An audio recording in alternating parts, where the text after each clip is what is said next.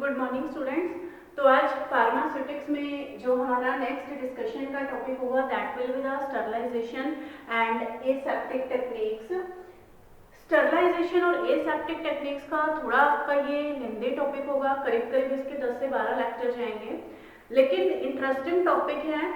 इसमें सिर्फ समझने वाला टॉपिक है, अगर आप इसको समझेंगे कि और बहुत ही फार्मास्यूटिकल इंडस्ट्रीज के वे से या आपके फार्मेसी कोर्स के वे से जो ये स्टरलाइजेशन का टॉपिक है बहुत इंपॉर्टेंट है, और अगर मैं कहूँ तो एग्जाम पॉइंट ऑफ व्यू से भी बड़ा वास्ट और बहुत ही इंपॉर्टेंट टॉपिक है।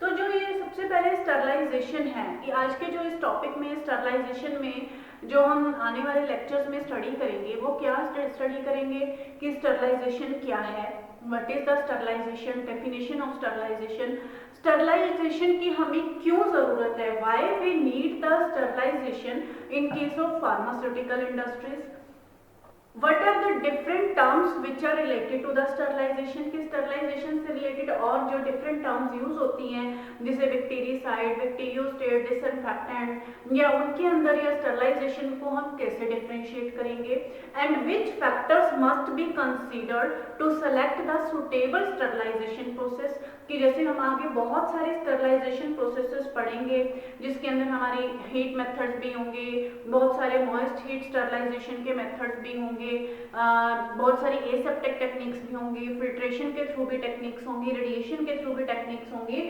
कि हमें कौन से केस में किस टाइप की स्टरलाइजेशन टेक्निक सेलेक्ट करनी है। इसके बाद हम पढ़ेंगे डिफरेंट जो टेक्निक्स हैं जो स्टरलाइजेशन के लिए यूज होती है, किस टाइप के प्रोडक्ट्स के लिए यूज होती है, वो सारे स्टरलाइजेशन टेक्निक्स हम डिटेल में स्टडी करेंगे।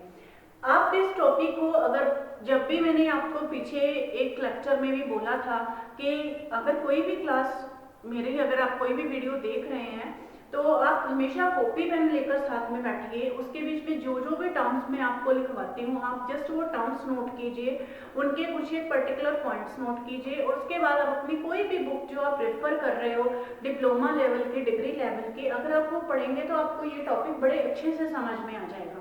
इसमें जस्ट आपने अपनी अंडरस्टैंडिंग बनानी है, आपने ये नहीं देखना कि हमें नोट्स चाहिए, नोट्स इसमें सब जगह आपको मिल जाएंगे, notes are easily available.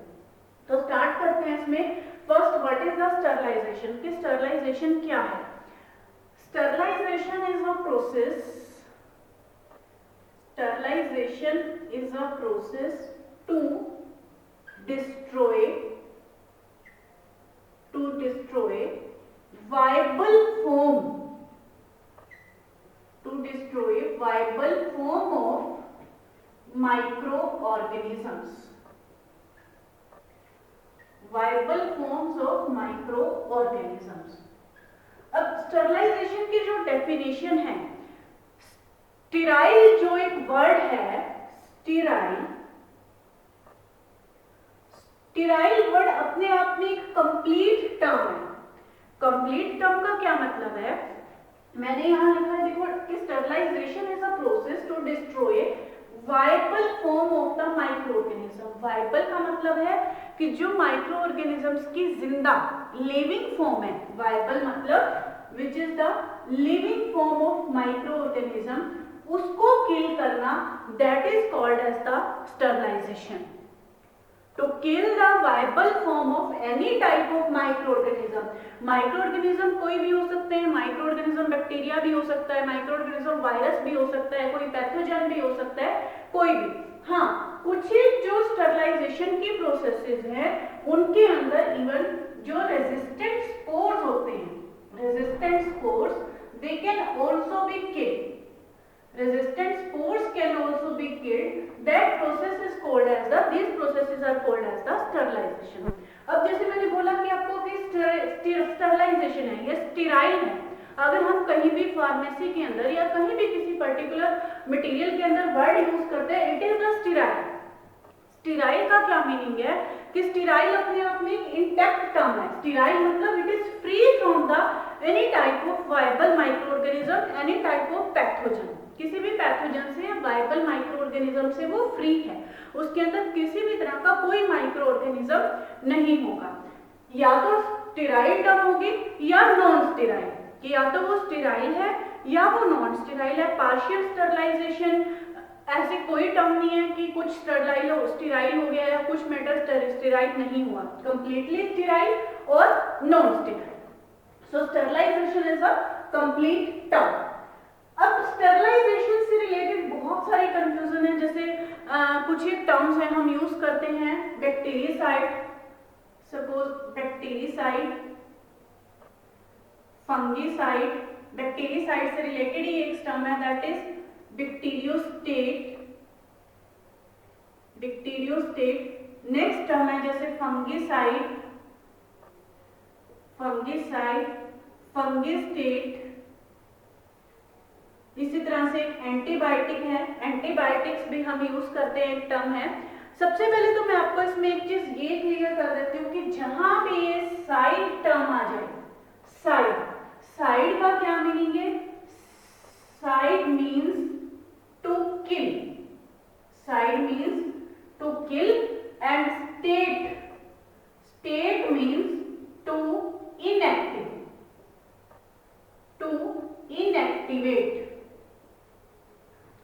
Clear है?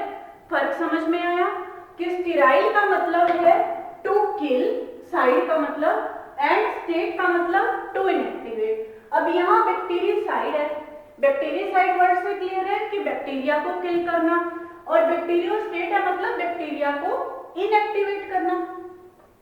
दोनों ही केसेस में मेडिसिन जो है हमारे पास जो प्रोडक्ट है वो हार्मफुल हो, हम उसको मतलब कि हार्मफुल ना हो वो इसलिए यूज करते हैं, लेकिन एजेंट्स अलग अलग हैं। जो तो बैक्टीरियाज को किल करने के लिए यूज होंगे उनको तो हम बोलेंगे बैक्टीरियासाइड, जो बैक्टीरियाज को इनएक्टिवेट है वो बैक्टीरिया भी किल नहीं हुए, लेकिन उनको इस कंडीशन तक इन्होंने बैक्टीरियोस्टेट एजेंट ने इस कंडीशन तक इनएक्टिवेट कर दिया कि वो हमें हार्मफुल नहीं होंगे, वो हमारी बॉडी को हार्म नहीं करेंगे, that is called as the bacteriostat. इसी तरह से एक टर्म आती है फंगिसाइड एंड फंगिस्टेट, कि जो फंगी को, फंगस को किल करने के लिए यूज होती है, दैट इज, और उसके स्पोर्स को किल करने के लिए, that is called as the fungicide. लेकिन फंगिस्टेट में जो उसके स्पोर्स, जो उसको इनएक्टिव करने के लिए यूज होती है।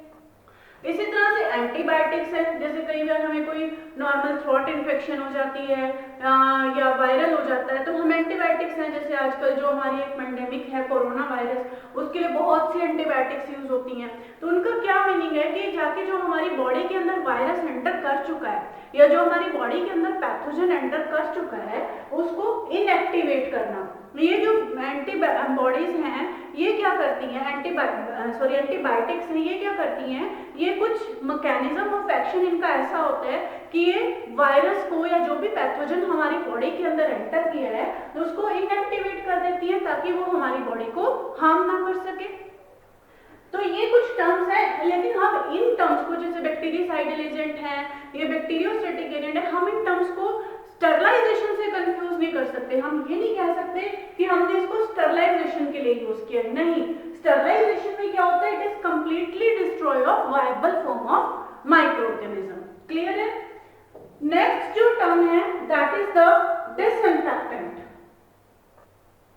डिसइंफेक्टेंट, इसके साथ भी बहुत, इस टर्म में भी बड़ी कंफ्यूजन रहती है कि what is the disinfectants, what are disinfectants. Disinfectants क्या है? Disinfectants are the chemicals, disinfectants are the chemicals which are used to inactivate, which are used to inactivate the pathogenic microorganisms, pathogenic microorganisms। Pathogenic मतलब disease causing microorganisms. तो फर्क क्या हुआ disinfectant और sterilization के अंदर, कि स्टरलाइजेशन में तो किलिंग होगी और ये इनएक्टिवेट करेंगे, ये उनको इतनी स्टेज तक इनएक्टिवेट कर देंगे कि वो हमारी बॉडी को हार्म नहीं करता। जैसे सिंपल अगर हम एक डिसइंफेक्टेंट का एग्जांपल लें तो जो हम हैंड सैनिटाइजर यूज कर रहे हैं, हर बार हम यूज़ भी करते हैं और सभी लोग यूज़ कर रहे होंगे कोरोना वायरस की पेंडेमिक के टाइम की हर चीज़ को, किसी चीज़ को हम टच करते हैं या किसी भी चीज़ को हम बाहर से लेके आते हैं तो हम उसके ऊपर सैनिटाइजर यूज़ कर रहे हैं। सैनिटाइजर क्या है, उसमें एक एल्कोहल की अमाउंट ही है, आप कभी उसकी लेबलिंग ध्यान से पढ़ना। तो वो एक क्या है, वो एक डिसइंफेक्टेंट है, वो कोई उस वायरस को किल नहीं कर रहा, वो उस वायरस को इस स्टेज तक इनएक्टिवेट कर देता है कि वो हमें हार्म ना करे, वो सरफेस को इनएक्टिवेट कर देता है कि वो हमें हार्म ना करे। ये बहुत बार क्वेश्चन भी आता है एग्जाम में कि what is the difference between the sterilization and the disinfectant. तो स्टरलाइजेशन और डिसइंफेक्टेंट के कुछ पॉइंट्स हैं जो डिफरेंस के, जिनको हम डिस्कस करेंगे कि what is the difference between sterilization and the disinfectant.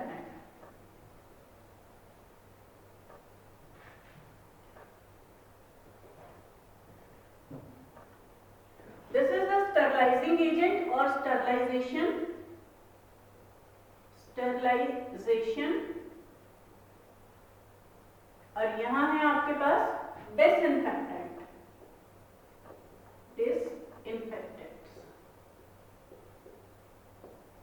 Difference क्या है? सबसे जो फर्स्ट डिफरेंस है कि sterilization is a process to kill the viable microorganisms, to kill the viable microorganisms, जबकि disinfection क्या है? These are the chemicals which are used to inactivate the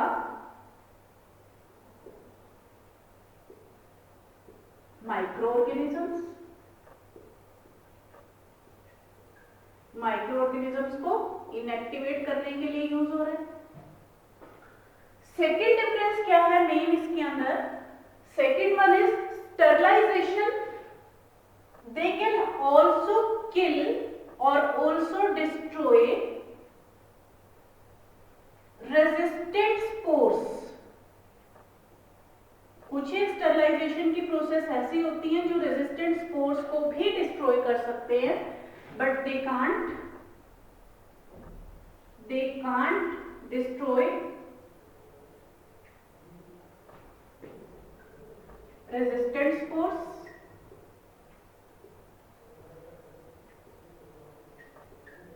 अब रेजिस्टेंट स्पोर्स क्या है?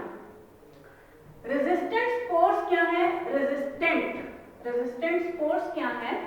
स्पोर्स होते हैं कि कुछ जो माइक्रो ऑर्गेनिजम्स होते हैं, वो माइक्रो ऑर्गेनिजम्स अपनी इनएक्टिव फॉर्म में बहुत लंबे टाइम तक इनएक्टिव फॉर्म में रहते हैं, उसको हम बोलते हैं स्पोर्स। जैसे अगर हम कोरोना वायरस की बात करें तो ऐसा नहीं है कि जैसे अगर हमने जो कोरोना वायरस है, अगर जैसे हम बोलते हैं ना कि कोरोना वायरस तभी एक्टिव होता है जब ये ह्यूमन बॉडी के अंदर एंटर कर जाता है। आप लोगों को जैसे आप लोग जगह जगह प्रिकॉशंस भी लेते हो, कहीं जाते हो तो किसी चीज को टच नहीं करना, कोई एक्स्ट्रा चीजों को टच नहीं करना। क्यों नहीं टच करना? क्योंकि हो सकता है जिस चीज को, सपोज किसी टेबल को, किसी चेयर को, किसी भी चीज को, सपोज मैंने यहाँ एक डेस्क को टच किया, हो सकता है उस डेस्क के ऊपर स्पोर्स पड़े। स्पोर्स क्या है? किसी भी माइक्रो ऑर्गेनिज्म की इनएक्टिव फॉर्म है। वो इनएक्टिव क्यों है? क्योंकि जब वो ह्यूमन बॉडी के अंदर एंटर करेंगे तो ह्यूमन बॉडी के अंदर एंटर करने के बाद फेवरेबल कंडीशंस उनको मिलने के बाद तब वो जाके सूटेबल टेम्परेचर मिलेगा, उनको सूटेबल जो है न्यूट्रिशन मिलेगा, सूटेबल एनवायरनमेंट मिलेगा, तो बॉडी के अंदर जाकर वो ग्रो करेंगे। Spore is actually the inactive form of any microorganism. और ये स्पोर्स जो है हाईली थर्मल स्टेबल है, बहुत ज्यादा टेम्परेचर के ऊपर भी ये स्टेबल रहते हैं, खत्म नहीं होते, और कई सालों तक, आप ये कह सकते हो कि कम से कम 100 साल तक ये स्पोर्स जो है इनएक्टिव स्टेज में पड़े रह सकते हैं। ऐसा नहीं है जैसे ये कोरोना वायरस की जो डिजीज है कि अगर सपोज अब 6 महीने 8 महीने में खत्म हो जाती है, तो अगर इसके स्पोर्स यहाँ पे सरफेस पे पड़े रह जाएंगे तो ये कभी भी दोबारा इफेक्टिव हो सकते हैं। जैसे आप लोगों ने पुरानी एड्स देखी भी होंगी कि ये जो डिजीज है इसी टाइप की कुछ डिजीज 1980 में और 300 साल पहले भी आई थी, तो हो सकता है वही स्पोर्ट्स दोबारा से एक्टिव हो गए हो, तो कुछ भी पॉसिबल है। इसी तरह से जैसे एक और छोटा सा एग्जांपल है कि जैसे अगर कोई खेलते टाइम, सपोज छोटे बच्चे खेलते टाइम या सपोज हमें भी कहीं पे ओपन कट लग जाता है, वुंड लग जाता है, घाव बन जाता है किसी तेज कटर से, तेज हथियार से, या सपोज मिट्टी में ही खेलते खेलते ओपन वुंड बन गया, तो हमेशा सबसे पहले कौन सा इंजेक्शन लगाया जाता है? टेटनस का। टेटनस का इंजेक्शन लगाने का रीजन क्या है? क्योंकि जो क्लोस्ट्रीडियम टेटनी, जो एक बैक्टीरिया है क्लोस्ट्रीडियम टेटनी जिसकी वजह से टेटनस होता है, ठीक है, वो क्लोस्ट्रीडियम टेटनी के जो स्पोर्स हैं वो मिट्टी में पड़े रहते हैं कई सालों तक। तो ऐसा ना हो कि जब आपने, और वो ओपन वुंड्स के थ्रू हमारी बॉडी में एंटर करते हैं, इसलिए बोलते हैं कि जब भी कोई ओपन वुंड हो, कोई ऐसी जैसे किसी कोरोसिव आयरन मेटल से अगर हमें कोई घाव बना है या कोई मिट्टी में खेलते हुए घाव बना है, तो विद इन द 24 आवर्स हमें टेटनस का इंजेक्शन लगवा लेना चाहिए ताकि वो स्पोर हमारी बॉडी के अंदर जाकर एक्टिव ना हो। तो ये जो स्टरलाइजेशन है, स्टरलाइजेशन क्या होती है कि ये स्पोर्स को किल करते हैं, लेकिन जो डिसइंफेक्टेंट है ये स्पोर्स को किल नहीं करते, इनका स्पोर्स के ऊपर कोई इफेक्ट नहीं पड़ता, ये सिर्फ माइक्रो ऑर्गेनिज्म को इनएक्टिवेट करते हैं। तीसरा जो स्टेप है कि स्टरलाइजेशन जो प्रोसेस है इट में बी फिजिकल, ये प्रोसेस है, it is a physical, it may be chemical or it may be through the radiations. It is a process, it is not an agent. Sterilization कोई process है, लेकिन disinfectants क्या है? These are only chemicals, ये सिर्फ chemicals हैं which are used to inactivate the microorganisms। जैसे simple एक डिसइंफेक्टेंट का एग्जांपल दें तो Dettol is also a disinfectant, Savlon is also a disinfectant. Fourth अगर हम एग्जांपल इसका डिफरेंस लेके चलें, that is sterilization, it is also used on food products, जो भी हम फूड प्रोडक्ट्स खाते हैं it is also used on food products as well as on pharmaceutical drugs, जो भी हम ड्रग्स यूज करते हैं फार्मास्यूटिकल्स। लेकिन जो डिसइंफेक्टेंट्स हैं these are only used on the non living surface, these are only used on the non living surface, these are not used on the food, these are not used on the pharmaceuticals। तो ये जो main चार difference है mainly disinfectants के और sterilization के, इसके अलावा आप इसमें और ऐड कर सकते हो कि स्टरलाइजेशन एक प्रोसेस है, डिसइंफेक्टेंट जो है केमिकल एजेंट्स होते हैं। स्टरलाइजेशन में आप एग्जांपल दे सकते हो कि रेडिएशन के, ड्राइंग मेथड के, मॉइस्ट हीट स्टरलाइजेशन के, जैसे आप आगे पढ़ोगे तो इसको कितना मर्जी एलेबोरेट कर सकते हो। और डिसइंफेक्टेंट में आप एग्जांपल दे सकते हो डिटोल सोप के, सेवलॉन के, या जो आज हम सैनिटाइजर यूज कर रहे हैं, these all are the disinfectant. तो ये जो मेनली जो बेसिक जो चार डिफरेंस मैंने आपको बताया है, these are the mainly the difference between the sterilization as well as the disinfectant। Sterilization is to kill the viable microorganism, disinfectants are the chemicals which are used to inactivate the microorganism।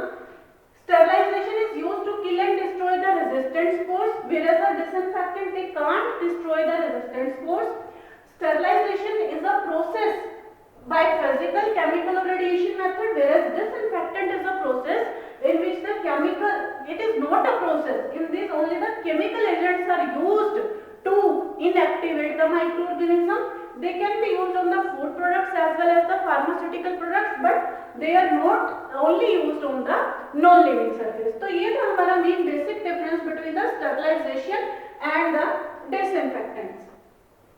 अब आगे जो topic है कि why we need the sterilization, कि हमें sterilization की जरूरत है क्यों। क्वेश्चन डिस्कशन है कि why we need sterilization, why we need sterilization।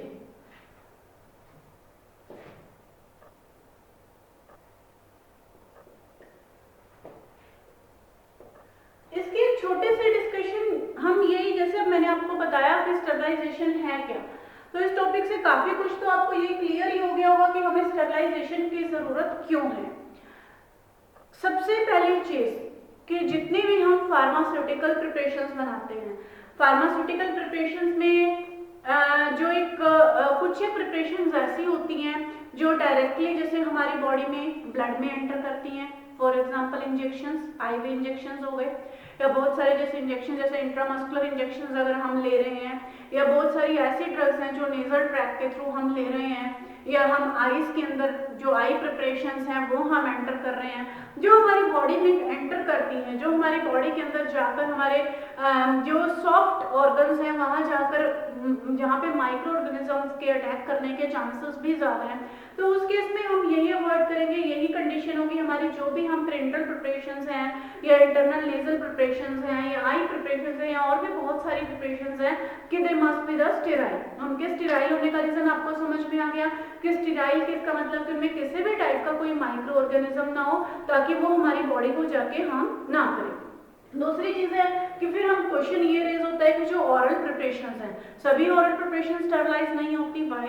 क्योंकि बहुत सी जो ऑरल प्रिपरेशंस होती हैं, ऑरल प्रिपरेशंस कहाँ जाएंगी? स्टमक के अंदर या फिर हमारे इंटेस्टाइन के अंदर। तो स्टमक में क्या होता है कि बेसिक एसिडिक पीएच होती है या इंटेस्टाइन के अंदर बेसिक पीएच है। तो स्टमक के अंदर जो पीएच है या स्टमक के अंदर कुछ स्टमक का माइक्रोबियल फ्लोरा है, तो स्टमक के अंदर जो थोड़े बहुत माइक्रो ऑर्गेनिज्म या कुछ भी ऐसा एंटर करेंगे पैथोजन, तो वो स्टमक के जो एसिड हमारी बॉडी के अंदर रिलीज होता है या बेसिसिटी जो हमारी इंटेस्टाइन के अंदर है, तो वो ऑटोमेटिकली हमारी इम्यूनिटी उससे इतनी डेवलप होती है कि वो पैथोजन हमारी बॉडी को हार्म नहीं करते।